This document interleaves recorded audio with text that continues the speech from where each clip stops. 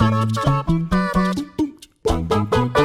everyone and welcome to your WhatCulture Gaming Monday morning news. My name is Jules Gill and I'm joined by the only man who I believe I could copy paste and still have a great time everywhere. It is Scott Tailford. That's what we do every day with the news, Jules. Oh, we do indeed. And if we're together, It can mean only one thing. Yes, it's Monday morning. Yes, it's your favourite two WhatCulture Gaming hosts. And yes, it's time for some news. So hit that jingle. Hot dang, there's news, give it all you got. I guess it's time for Jules and Scott. Oh, they're going to shout out in the comments that I'm not one of their favourite hosts, but we'll see how it goes. Today, we are talking about everyone's favourite Newcastle-based developer, even though they're technically from France, Ubisoft. They're literally just across the road. We can see it. Well, one of their branches is, not... Oh, guys. No, it's actual them. They used to be called Reflections, if you want a trivia fact, for the original driver. They're lovely, lovely people, but unfortunately, Ubisoft have been going through quite a tumultuous period recently. Now, this developer has had a massive success with games like the Assassin's Creed games, all of the Tom Clancy stuff. Like Rainbow Six Siege is still one of their best-selling games that they've ever had, and it's still incredibly popular.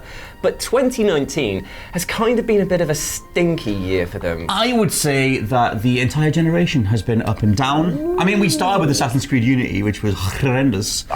I don't know. I really liked games like For Honor and stuff. No, like I'm not saying entirely. They do have some good gems, but like they've been very up and down. But 2019 specifically, they put a lot of money into the Ghost Recon Breakpoint, and they really wanted that to be a smash success because actually Ghost Recon's Wildland was actually a bit of a surprise hit for them. They didn't realise that it was going to be as big a smash hit as it was, so they thought they doubled down on it. They pushed back Watch Dogs. Get John Brenthal in. Yeah, they pushed back Watch Dogs Legions in order to like make that their focus. But unfortunately, the sales for that, unfortunately, I don't have the exact figures, but they have been disappointing. A little bit. Now, a direct quote from them was, "A sharp downward revision in the revenues expected from Ghost Recon Breakpoint." The Ubisoft boss, Yves Guillemot. It's Yves Guillemot. Yves Guillemot said that the critical reception and sales during the game's first weeks were very, very disappointing. Yes. Now, this is the problem. Like, there was that tanked, and apparently The Division 2, while being the best-selling game of the year for the company, still failed to meet the sales target that it was set. And a lot of people have been asking sort of why that is the case. And it's actually pretty obvious. It's actually because of their design mentality. Yes. Now, you and I have sat here in these very seats speaking about this very same subject a lot, which is that Ubisoft know how to make good games.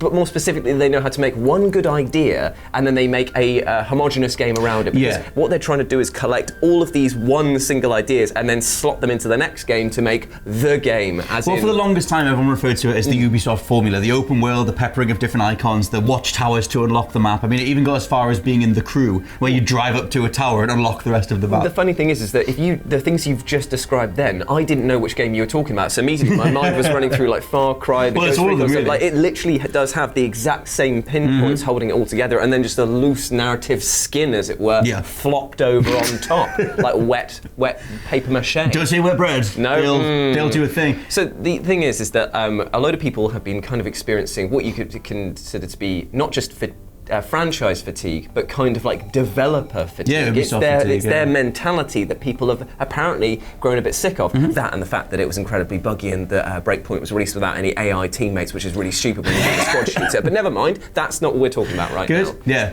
but they've addressed this stuff though. They have indeed. In a way. There is good news on the horizon, my friends. It's about time. Because maybe that might not be the case in a few years' time. There's been a huge shake-up, or apparently they're planning on doing a big shake-up within the company to address a problem. Now, the problem itself was targeted very, very specifically by an anonymous quote that was released, which is basically saying there were often ideas of just one or two people getting put into every single game. That's why you tended to see such similarity. So they had this big triangle of development at the top with these few people who were the creative directors. They had access to so many projects, but unfortunately, they were just putting the same ideas into each one. You can tell. And you know what? I can't blame those people if that's the position they've been put in. You can only be as creative as the flexibility you're allowed. It seems like a very, very short-sighted hand to just be like, you're the game director for X number of projects, all of your ideas are going to go. Yeah, that's what I mean. Like, you can't blame the development staff, but if the thing that's big, if the message or the mandate that's been handed down from above is just do more of the same, then they're only limited within that certain box. And that's the thing that I think is so prevalent across all of their games, to the point where we knew what we were getting from every single Ubisoft game. You could almost, did you see the guy who, there was a YouTuber, I can't remember the name of with him, but he actually he writes reviews based on games he's never played, based on what the track history is. And he goes, Ubisoft is the easiest one to do, and he literally just write this thing, and it actually turned out to be so spot on. I think he did a review for Far Cry 5 or Primal or one of those ones, and it ended up being literally like spot on. He was like, damn, even I'm surprised. Like crazy villain, protagonist, antagonist, like map-based cloud stuff. But luckily, we might be seeing a reshuffle now because speaking to the Video Game Chronicle, Ubisoft said, we are reinforcing our editorial team to be a more agile and better accompaniment to our development teams around the world as they create the best gaming experiences for players. Now, that might seem like a bit of a fluff piece, but they have actually like shuffled in a few people who have had really good pedigree games behind them. So, for example, the lead designers behind the Child of Light, and also your favourite person. This is the most exciting thing because Maxime Bellon, who they name drop as being the guy behind Splinter Cell. Now he's not necessarily as big as Clint Hocking or someone like that. Yeah. But like if this dude, the fact that they're name dropping Splinter Cell as part of their announcement gives me the hope for another time that maybe I'm across everything. Yeah. Maybe there's a way that this could come true. I've made a bird, but I don't. Is that you flying away in the hopes of freedom? Yeah, that's probably the death. That's the spirit flying away. It's probably not going to come true. It's already dead. But multiple times they've teased Splinter Cell, and it is about time that it came back. I know that. Various members of Ubisoft have addressed this and said, look, we can't do it, we're trying to find a way to do it in the modern era, but the thing that was always constraining them was this formula. They were always like, okay, we don't know how to make it work with this open world, tower-based, action-heavy formula, because obviously it's a stealth game. If they're going to go forward with more diversity in their portfolio, though, it makes way more sense to bring Splinter Cell back. I'm really excited because I like seeing any company go through a bit of a reshuffle because it means that you get new ideas and fresh blood coming up through, especially when you consider that Splinter Cell, the exact opposite is basically Child of Light, and having them work on separate things is going to be fantastic. Now, the way that this is meant to restructure is meant to work, they're still going to report to a few higher up people that are still going to be the overall creative editors. But can you put loot boxes in it? Can you just? I'm hoping that isn't going to be the case, but you never know. But all of these projects are going to be helmed by a load of different people, meaning that they're not going to have to answer to each other. They're not going to be almost working together on it, so they're going to have completely separate visions that are going to hopefully result in completely separate games. Now, this is definitely the way forward for any company because and the industry. Like diversifying in your market is the only way to survive. You have to adapt to survive, not just be reactive and selling the same thing over and over and over again. And Ubisoft were dangerously close to falling into obscurity because even though they've got these amazing titles, these amazing franchises and ideas, they're just stifled because they are delivered in the same way. And it's playing to the lowest common denominator over and over and over again. And that it's nothing against those franchises. I think the new Assassin's Creeds are, I was going to say incredibly proficient, like incredibly solid on a technical level. I think they're fun, they're big and over the top and action heavy, but they're not really what Assassin's Creed used to be. And then there's a lot of parallels, like you said, to Far Cry. They share a lot of the same systems.